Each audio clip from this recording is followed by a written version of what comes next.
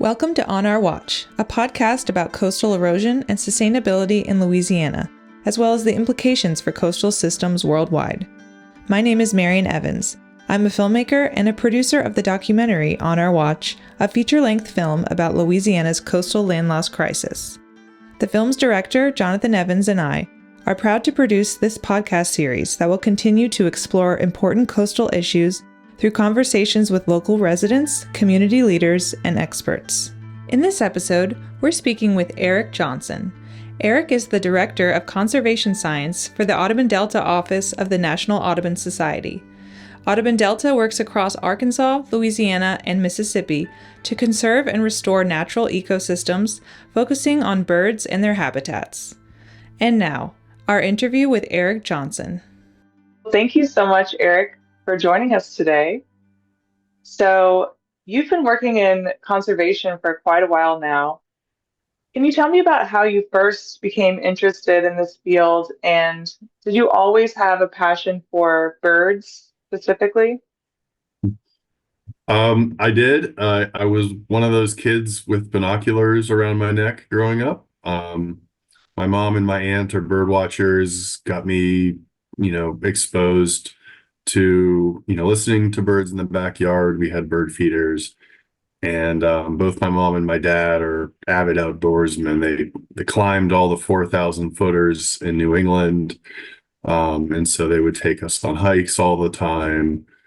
I spent a lot of time in the outdoors as a kid, and it just got me interested more and more in birds, which got me interested in science, which got me interested in conservation. So I went to school for biology and got my first real formal paid bird job immediately after graduating college in Massachusetts in 2002, and the rest has sort of been, building towards where I am today.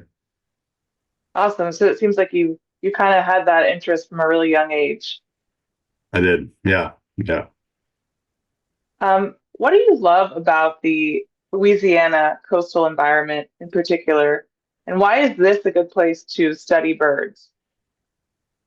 Yeah, I mean, Louisiana is completely unique in terms of its vast expanses of coastal marshes and wetlands for coastal forest and habitats.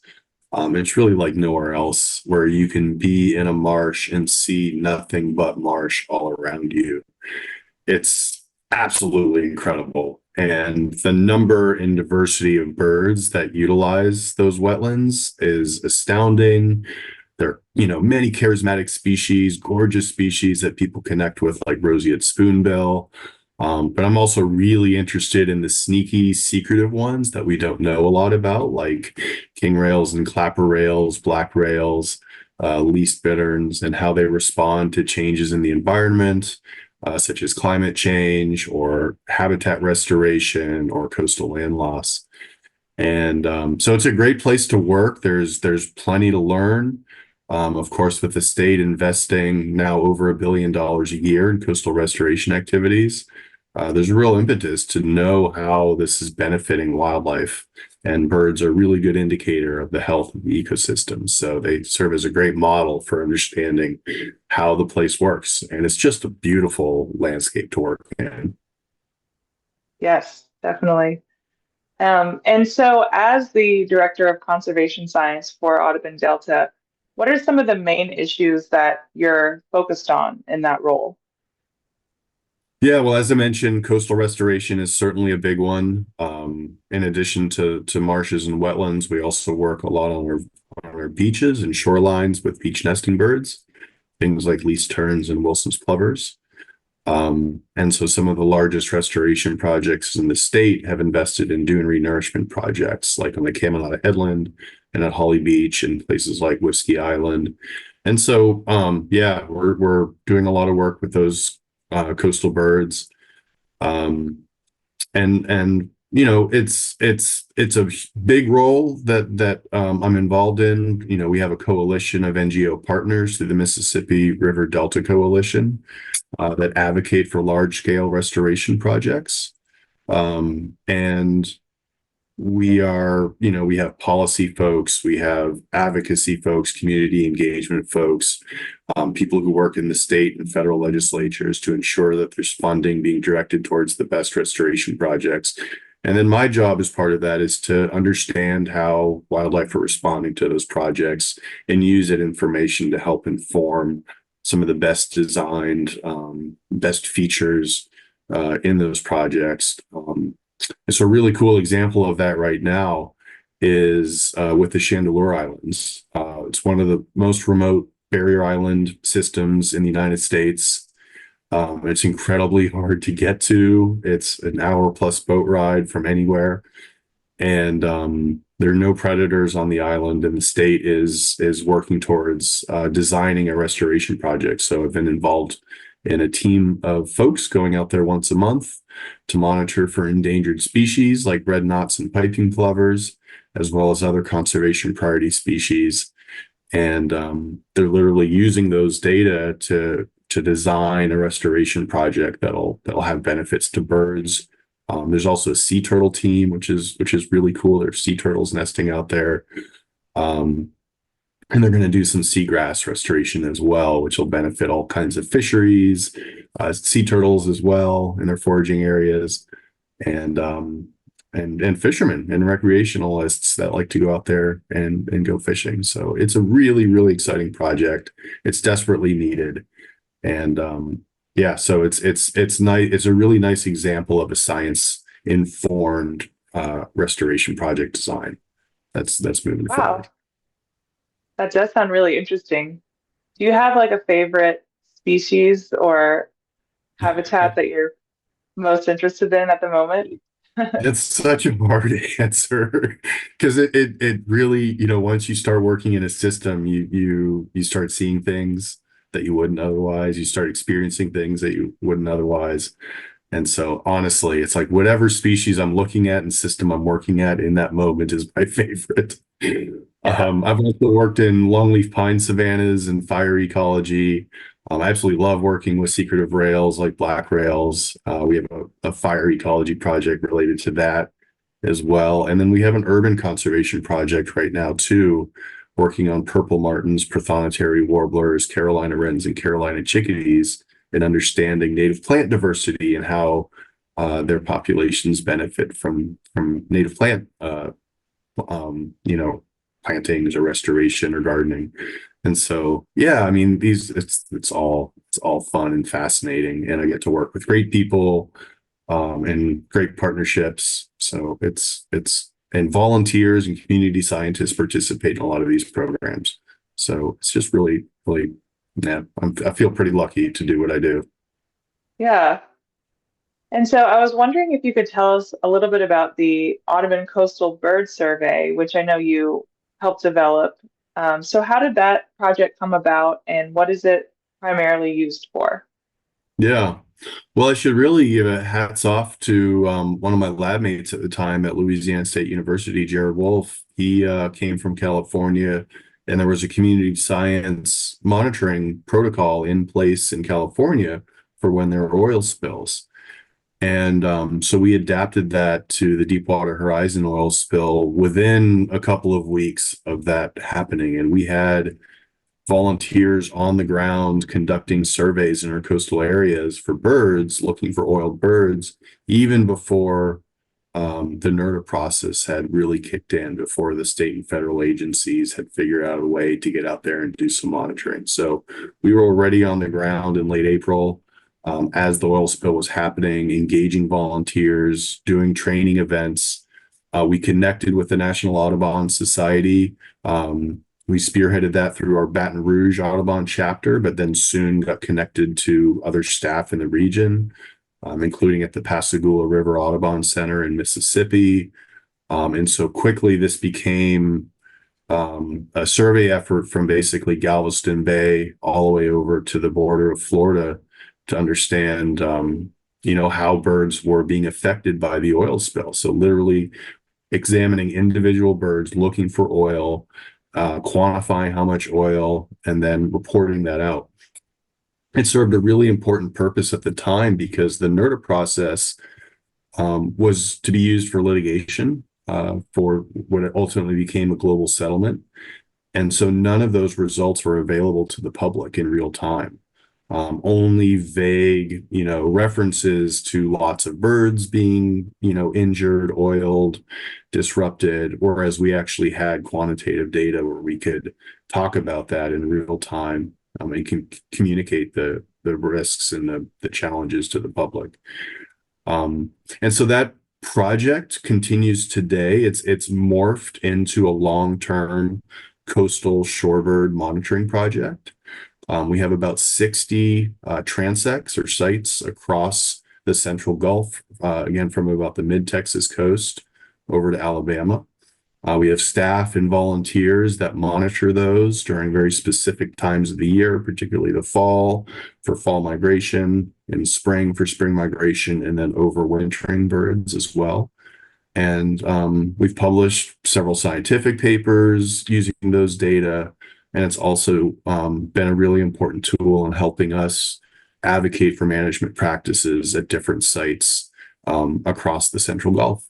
And so being a community science project, it pulls people into the monitoring aspect, and then they become passionate and advocates for these birds that they get to know and become familiar with, including endangered species like piping plovers and red knots. And so it's been a really great, long-term project, and we're almost 14 years into it now. Wow. That's so cool that you're involved in something that's had such a long-lasting life. Yeah, it's Um, had some staying power. yeah.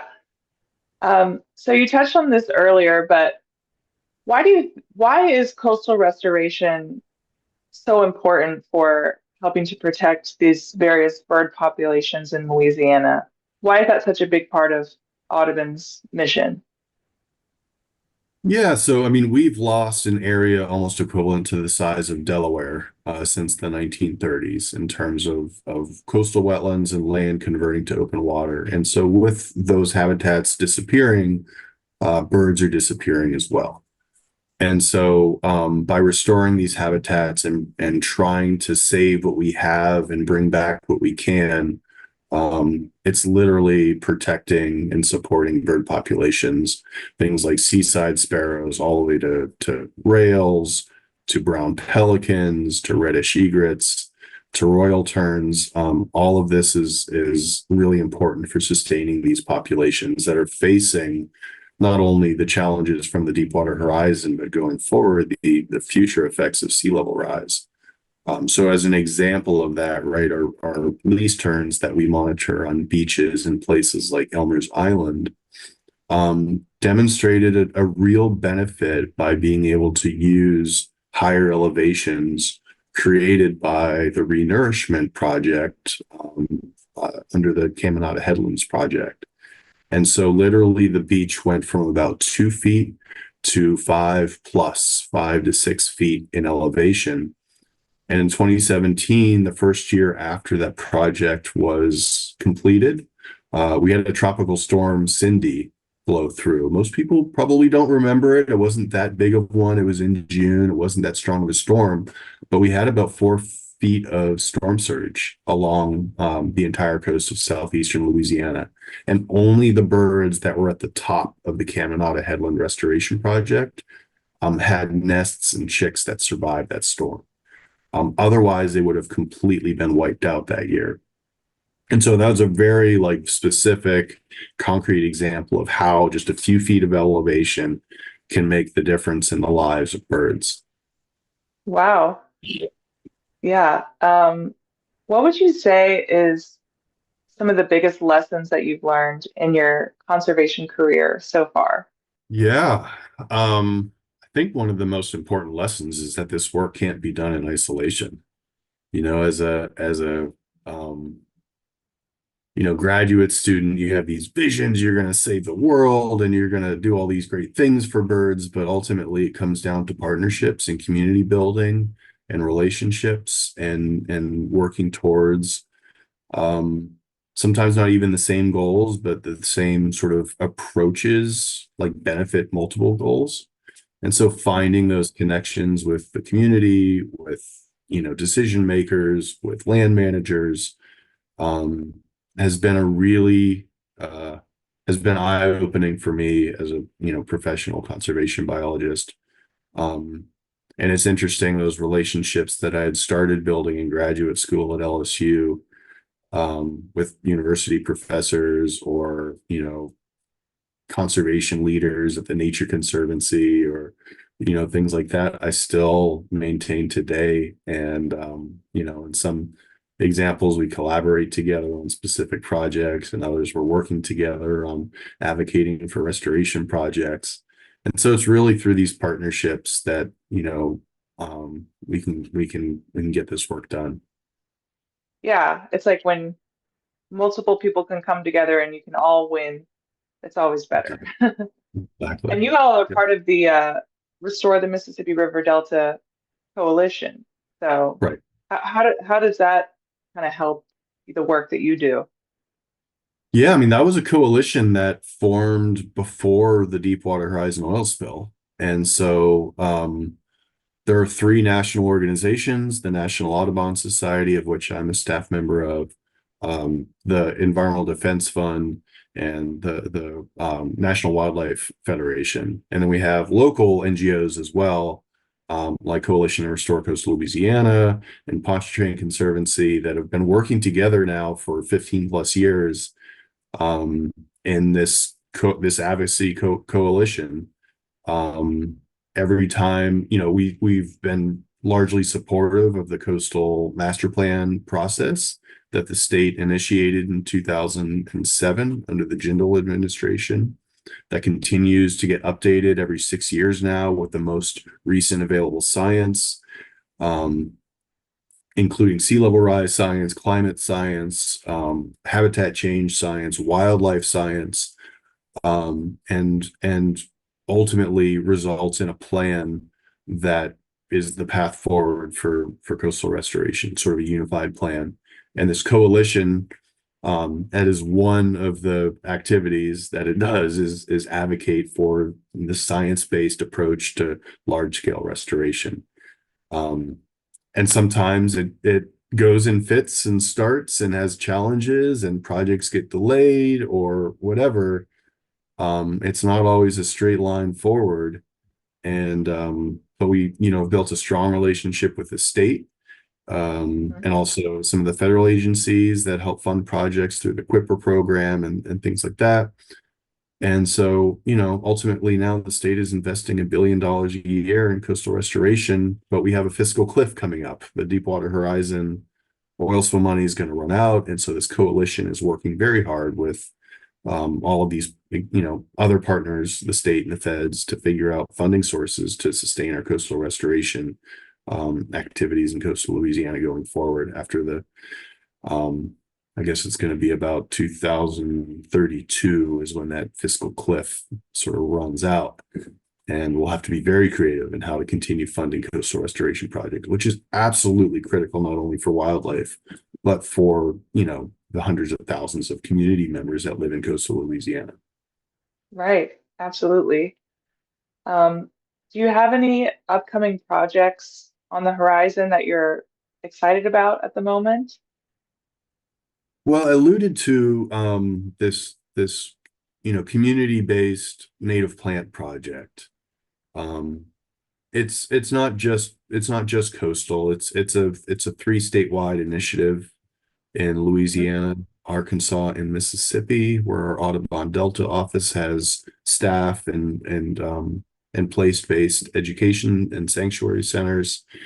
And so we're focused on those four species I mentioned: the martin, the prothonotary warbler, the chickadee, and the wren, and encouraging community scientists to participate in this project. They might have a Carolina wren nest in their backyard, and we'd love to have the data associated with that. So how many eggs they laid, how many of those eggs actually turn into fledglings, what the nest success is like.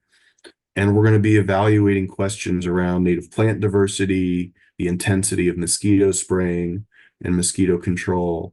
And then other aspects like whether or not the nest was predator guarded versus not predator guarded. And all of this data will help inform and promote our urban native greens initiative to bring more native plants to communities, to benefit storm surge, to benefit flood risk, to benefit the heat island effect, right? Communities are hotter in urban areas than they are in rural areas, and native trees can help offset that. So it'll be a climate change, there are climate change benefits associated with native plants. And then there's bird benefits too, because these native plants have co-evolved with the insect communities that many native birds depend on. That we're hoping to demonstrate that with more native plants out there, you end up with higher nesting success, higher survivorship. We're partnering with a laboratory at Louisiana State University who's going to look at the diet of the birds that we're studying by collecting fecal samples, and they can do the genetics of the fecal samples to look at the diversity of insects in their diet. So there's all these different aspects that are associated with it, but ultimately, people like you and me and members of my community can participate by monitoring nests in their backyards. And I'll be hosting a webinar. I'm not sure if this podcast will come out before then, but I'll be hosting a webinar Monday evening at 6 p.m. on March 18th. And then that'll be recorded and will be, available on our Urban Native Greens website at Audubon Delta as well. So I'm really excited about that project. It's just, it's one of several that I've been working on, but this is the first year that we're really launching the community science engagement part of this monitoring. I've been working with prothonotary warblers for almost 10 years now, but this will sort of expand on that work to address this native plant need in our communities. Awesome. That sounds very exciting. Well, thank you so much for talking to me today, Erik. I really appreciate your time, and it was super interesting hearing about all the work that you're doing. Yeah, thanks for the opportunity. It's great to chat with you. Thank you for listening to On Our Watch. We hope you enjoyed our discussion with Erik Johnson. Don't forget to subscribe to On Our Watch on your favorite podcast app to be notified about future episodes. You can find our feature-length documentary On Our Watch, as well as a video version of today's episode, in the links below. Thank you for tuning in, and we'll be back with another episode next week. This podcast is made possible through support from the Greater New Orleans Foundation and executive produced by Bruno UK Steiner.